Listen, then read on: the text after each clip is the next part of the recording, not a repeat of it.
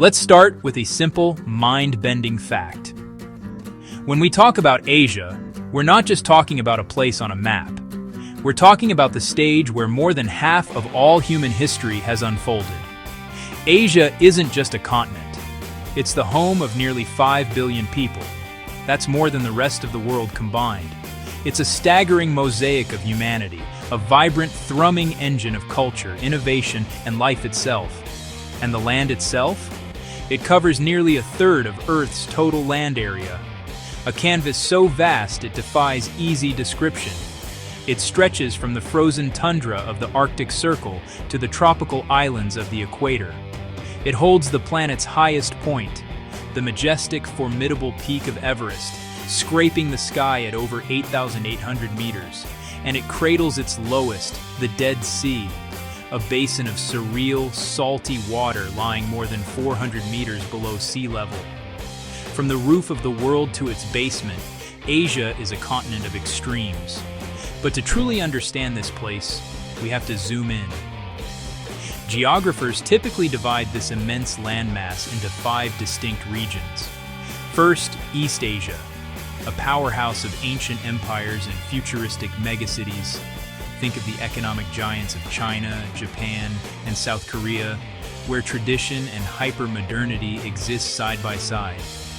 Then, South Asia, a subcontinent bursting with color, spirituality, and a billion stories.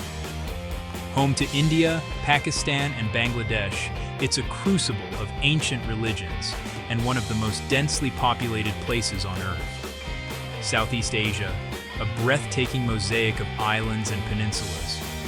From the volcanic archipelago of Indonesia to the lush mainland of Vietnam and Thailand, this region is a crossroads of cultures, cuisines, and climates. Central Asia, the historic heart of the Silk Road. The Stans, Kazakhstan, Uzbekistan, and their neighbors, are lands of sweeping steppes, nomadic heritage, and stunning Islamic architecture connecting East and West. And finally, West Asia, the cradle of civilizations and major world religions, a region of stark desert beauty, immense energy reserves, and cities that are both ancient and ultra-modern. Each region is like its own universe, connected by threads of trade and history, yet utterly distinct. To understand the Asia of today, we have to roll back the clock. Thousands of years. Our story begins, as so many do, by the water. Around 3500 BCE, in the Fertile Crescent of Mesopotamia, between the Tigris and Euphrates rivers, the Sumerians changed everything. They built the world's first cities, invented the wheel, and developed cuneiform, one of the earliest forms of writing. They laid the blueprint for civilization itself. At the same time, far to the east, another great society flourished. The Indus Valley Civilization built astonishingly advanced, planned cities like Harappa and Mohenjo-Daro, complete with sophisticated drainage systems and a standardized system of weights and measures.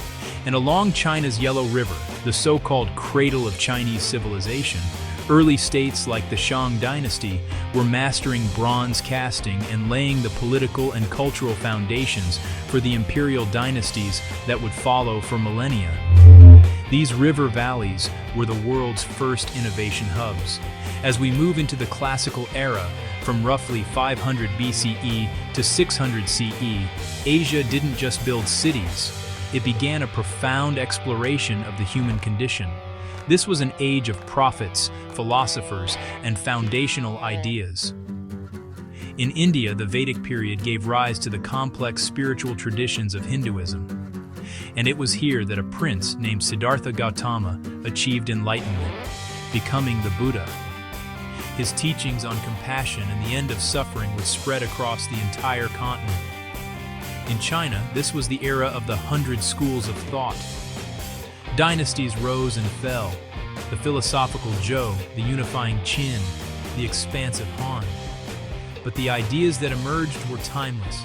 Confucianism provided a framework for social harmony and governance. Taoism offered a path of balance with the natural world. These philosophies would shape East Asian societies for over 2,000 years. And what connected these worlds of thought? The legendary Silk Road. It wasn't a single road, but a sprawling network of trade routes. Caravans braved treacherous mountains and unforgiving deserts, trading not just precious goods like silk and spices, but something far more valuable: ideas. Buddhism rode these routes from India to China. Art, science, and technology flowed in both directions. Meanwhile, in West Asia, the monotheistic faiths of Judaism and Christianity were taking root, ideas that would eventually reshape the spiritual landscape of the entire globe. The period from 600 to 1500 CE saw empires rise to unprecedented scale, and global exchange go into overdrive. In the 7th century, a new force emerged from the Arabian Peninsula: Islam. It spread with incredible speed, creating a vast, unified cultural and economic zone.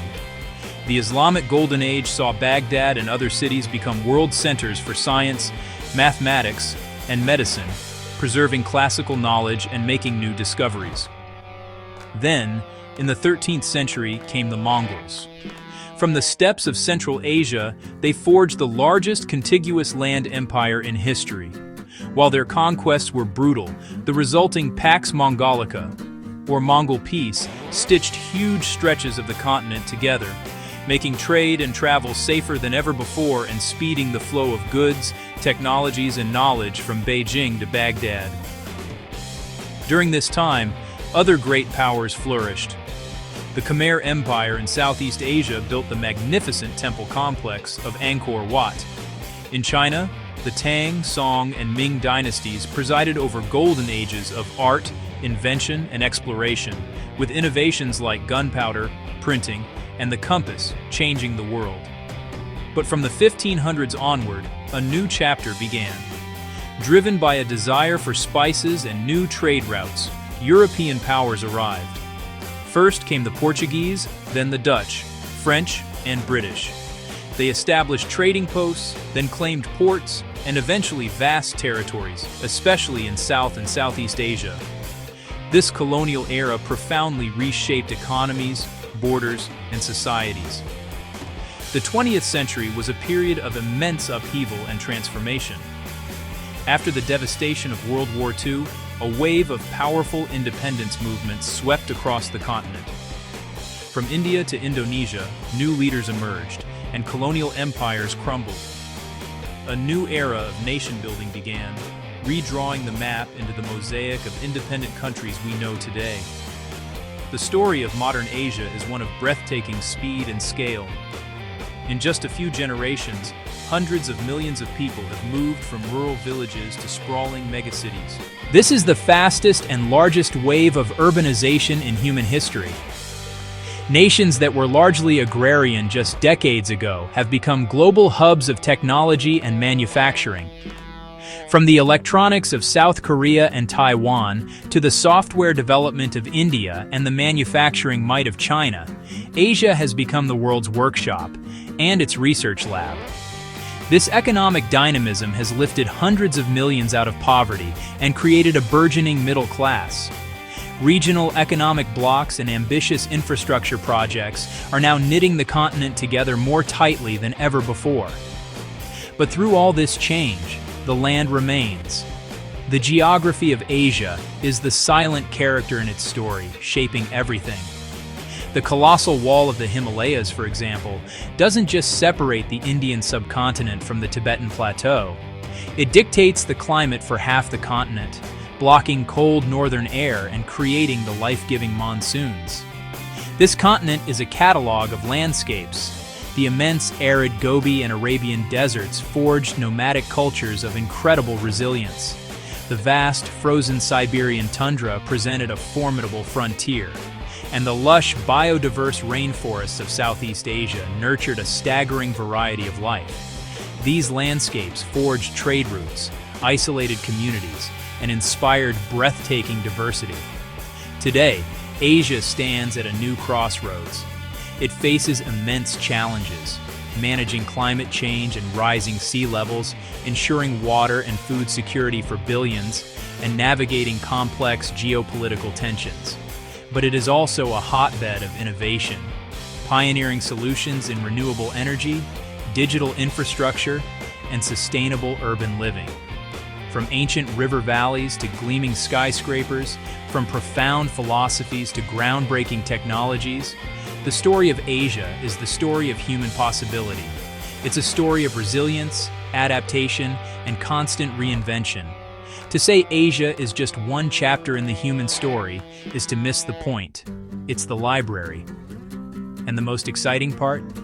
The next chapter is being written right now, and we're all living in it.